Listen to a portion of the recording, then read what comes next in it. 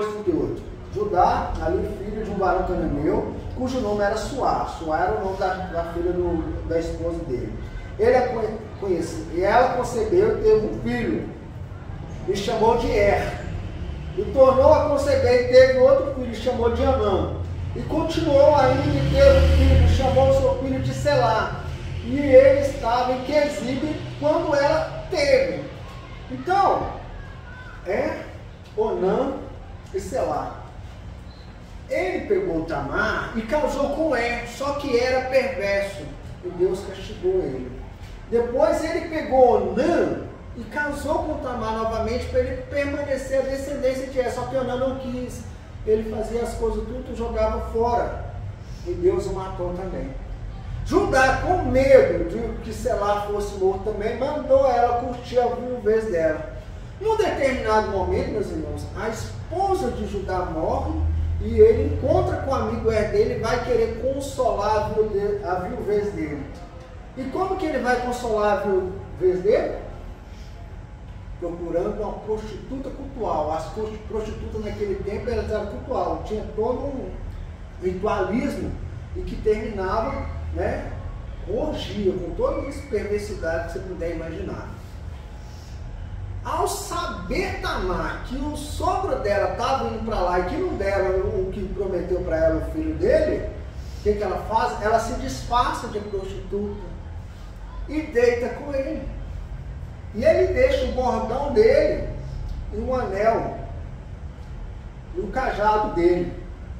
E ele vai embora para casa. Depois ele manda o Ira levar o cordeiro e tal. Ele tratou para ela, para pagar ela daquele bebezinho lá, do ato que eles fizeram, e não encontra a mulher. E fala que nem tinha mulher cultual. Ele nem manda procurar mais, para não passar a vergonha.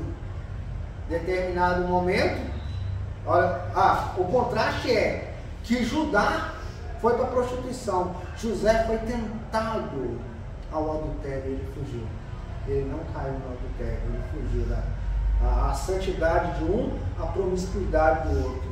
O outro permaneceu na santidade, permaneceu fiel a Deus, e o outro cada vez mais distante de Deus nas suas práticas e nas suas decisões. Mas o senso de justiça estava dentro dele. O senso de justiça naquele que pratica o pecado, naquele que pratica as aulas malignas, é ascendente. É igual quando Davi ouviu falar que o homem tinha matado a ovelhinha do único homem. O senso de justiça dele ascendeu. Depois ele percebeu que era ele. O que acontece? Foi noticiado a Judá que a nora dele tinha se engravidado. Ele foi lá na casa do sogro dela e falou: tira ela para ser queimada, tira ela para ser morta. Ela falou: calma, que eu estou com um bordão aqui e um cajado. É do homem que teve a relação comigo. Olha de quem é. Quando ele viu, era dele. E ele reconheceu: eu sou pior do que ela. Eu sou eu que deitei com ela. A Bíblia fala, percebe uma coisa, irmãos. Direto e reto, você já vê os homens que eram da descendência de Jesus fazendo alguma coisa que atrapalha a descendência. Isso é atrapalhar. Sair da casa era atrapalhar. Mas dentro desse ato corrompido que aconteceu, nasceu quem? O outro esqueci dele. Nasceu Perez. Pôs o bracinho para fora, que rompeu e colocou um lacinho na mão dele. O Perez, a gente não sabe mais da história dele, mas sabemos que ele era da descendência. E se é da descendência, precisa ser preservado, precisa ser cuidado, beleza? E agora voltemos, meus irmãos. A história continua.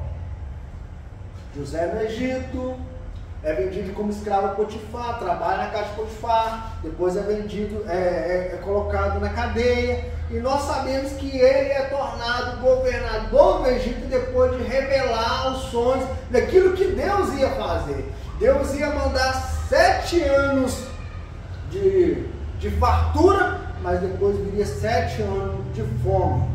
José tornou líder, fez os containers, os celeiros para guardar os alimentos, foi um período de seca. Chegou o período de seca, quem que vem para José? Os irmãos dele, enviados pelo pai dele, porque a fome estava brava demais. mesma cena, José conhece seus irmãos, mas seus irmãos não conhecem José.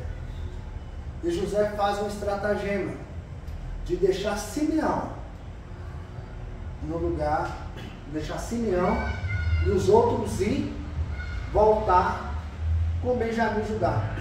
Nessa primeira vinda, meus irmãos, versículo 42, versículo 21, 22, 23. Vamos fazer a leitura, por favor, no slide. Está tranquilo até agora? Muito